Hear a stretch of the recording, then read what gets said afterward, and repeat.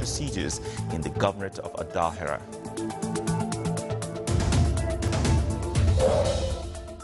The municipalities of the governorate of Musandam conclude Food Safety Week event with participation of bodies concerned.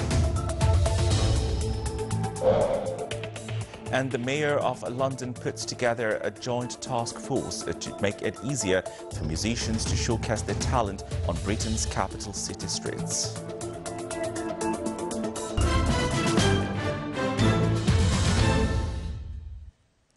Those were the headlines, and now the news in detail.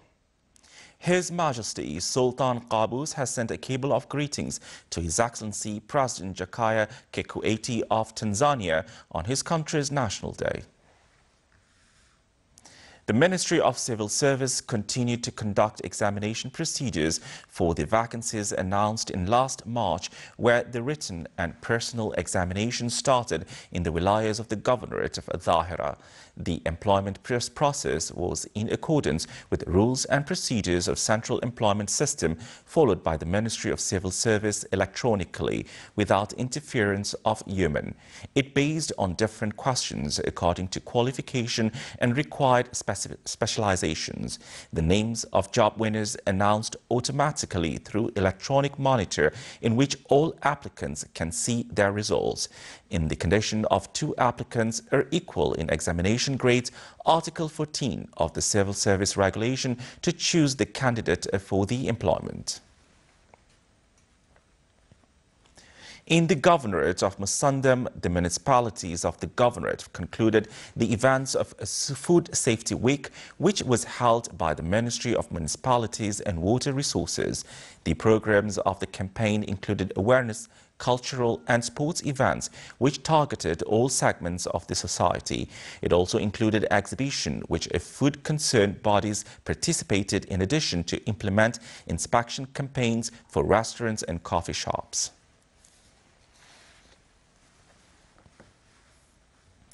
In order to spread accurate awareness of laws related to information technology, a national campaign of IT hazards was concluded at Sultanate School.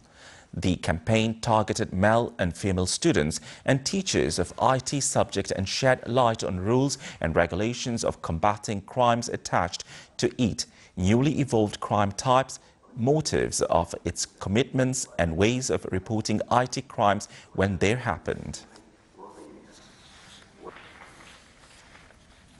The activities of Arab Deaf Week was held in Asada Sports Complex with the attendance of a number of private education students in the schools of the governorate of Dhofar.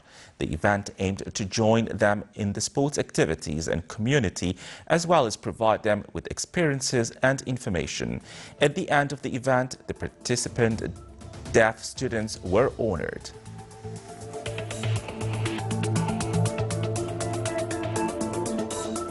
Still to come in our news bulletin. The citizens of the Wilaya of Ibra in the governorate of North Sharqiya call for building dams to battle drought condition in the Wilaya.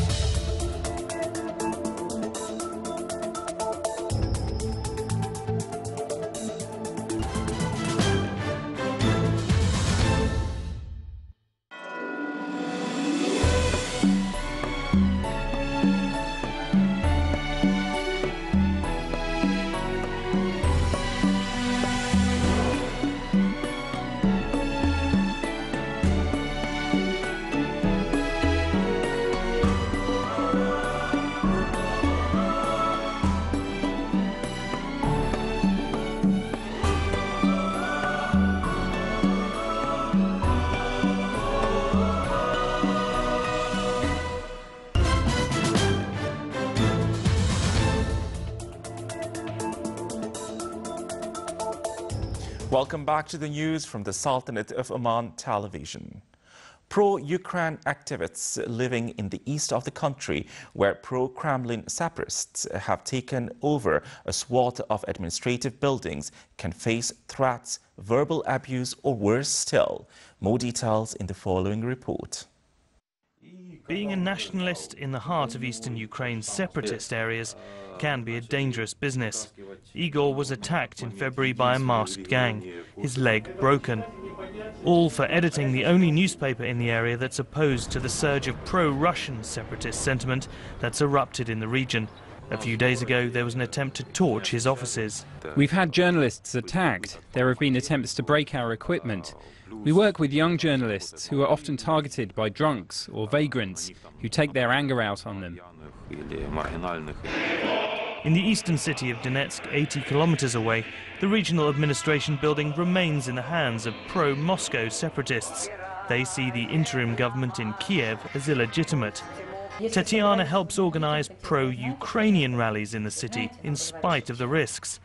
But recent surveys show that a large majority of people in the Donbass region, while sympathetic to the idea of greater regional powers, do not want the breakup of Ukraine. A sociological survey showed that 70% of the population of Donbass is in favor of a unified Ukraine, and only 20% in favor of becoming part of Russia. And of that 20%, some associate Russia with the USSR. They can't see the difference. Tatiana's event manages to gather around 2,000 nationalists, though for their safety they're kept away from the center of Donetsk and given police protection. I am for a unified Ukraine. I don't like what's happening in Donetsk at the moment. Those people in front of the regional administrative building are not from here. Donetsk's pro-Russian separatists plan to hold their own local referendum on autonomy on May the 11th. Meanwhile, the East's nationalists will continue to fly their flag to make sure, after Crimea to the south, that no more land is lost. In southern Moldova, a minority Turkish population nurture a cut-like adoration for their horses, but funding cuts and privatization of the country's only horse farm threaten the future of their cherished equestrian heritage. Here's a report. In the Russian-speaking region of Gagauzia in Moldova, horse riding and racing is part of the cultural heritage. But many here complain that the tradition is under threat, neglected by the country's central government in what is Europe's poorest nation. We need a modern racetrack and a horse riding school. We need to build them. The rest we have. The best horses, the best coaches. All we need is investment.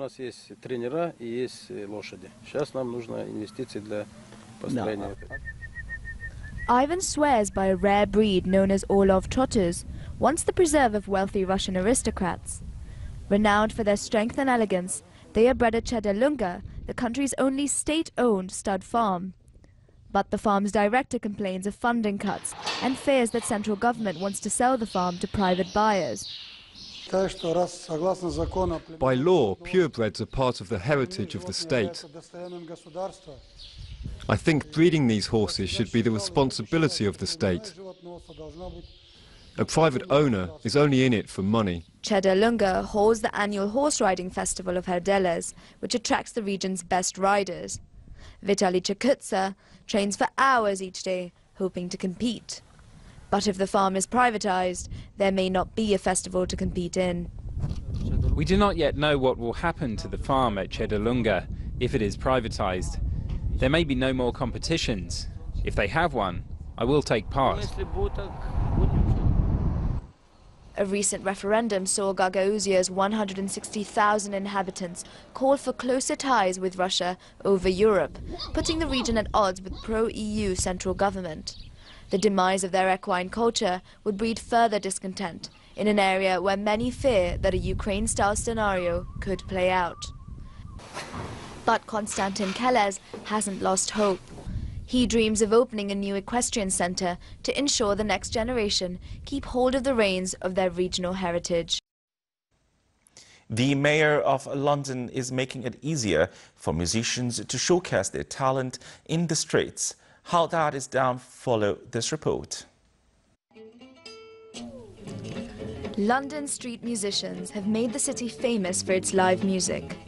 These musicians, known in the UK as buskers, are part of the city's musical legacy and key to the musical tourism industry, which brings around £600 million to the city each year. London is big for the music. I think if you want to be a musician, is the best place, probably. But in recent years, the city's confusing rules around busking have reduced the pool of talent on the streets. London has 32 different boroughs, each with its own rules and regulations on street performing. To keep this vibrant tradition alive, the Mayor of London has launched a new campaign to bring together various authorities and make it easier for buskers to get licenses to perform.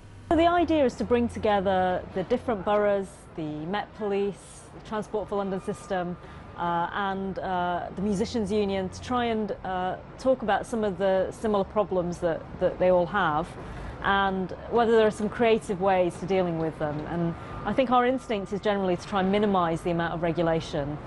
And the idea seems to have found favour with London's busy commuters.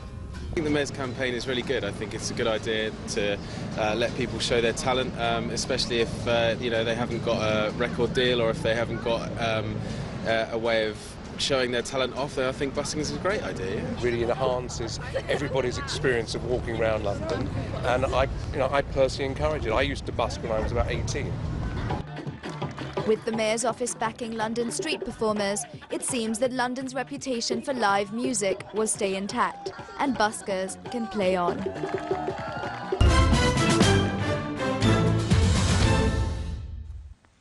The first singing arts gathering inaugurated in the Wilaya of Bahla in the science which brought back the identity of the place and Omani culture in the governorate of Dakhliya by performing Qasr and Rahmani arts. The gathering started with poems followed by famous traditional singing arts at the governorate of Dakhliya such as Razha and Azi.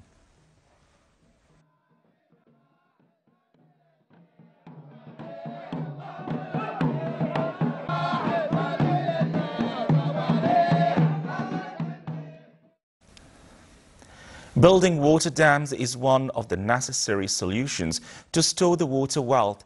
With this, that what the citizens of the Wilaya of Ibra in the governorate of North Sharqiya called to build dams to reduce the drought problems in the villages and farms in the Wilaya. The citizens complained that they talked to the officials since around 26 years. However, they did not get any positive reply. The drought problems caused the death of many farms and many villages were disappeared. More than 20 villages in As-Safalah village was disappeared, which were the main source for the farms and the palm trees.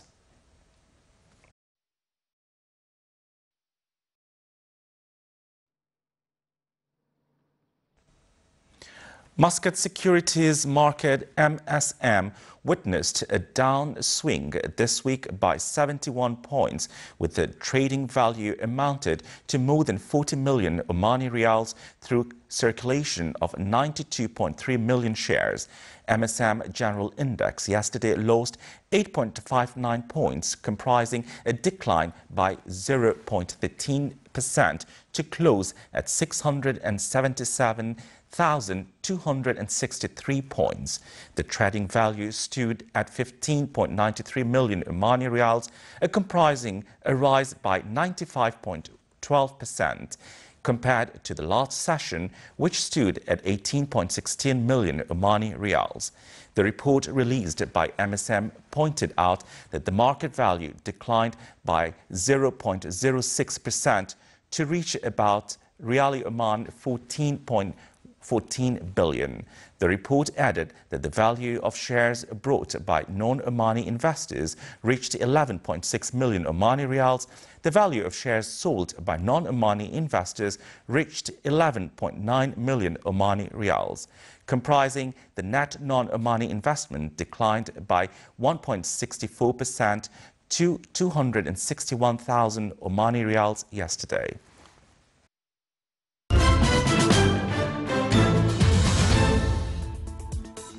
Now for the general weather forecast. Clear to partly cloudy skies will prevail over the Sultanate, with chances of thunder showers accompanied by hails over parts of the Hajar Mountains and coastal areas overlooking Sea of Oman, and fog over parts of the governorates of South Sharqiya, Wusta and southern parts of Dhofar. Winds will be southwesterly light to moderate. Seas along the coast will be moderate with a maximum wave height of 1.5 meters.